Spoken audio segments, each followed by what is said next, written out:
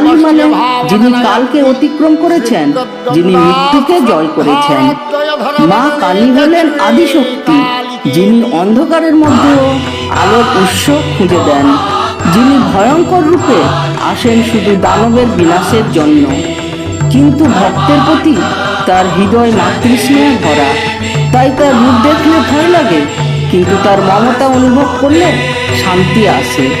শাস্ত্র বলে একসময় মহিষাসুর, রক্তবীজ, চন্দ্রমুণ্ড প্রভৃতি অসুরেরা 3 লোকে অত্যাচার চালায়। দেবতারা অসহায় হয়ে দেবী দুর্গার শরণ নেন। দেবী তখন ক্রোধে কালো রূপ ধারণ করেন। সেই রূপই হলেন মা কালী, যিনি যুদ্ধক্ষেত্রে প্রবল তেজে নেমে পড়েন। রক্তবীজে রক্ত পড়া মাত্র আরো অসুর জন্ম নিচ্ছিল। তখন মা তার জিহ্বা প্রসারিত করে রক্তপান করে রক্তবীজের বংশ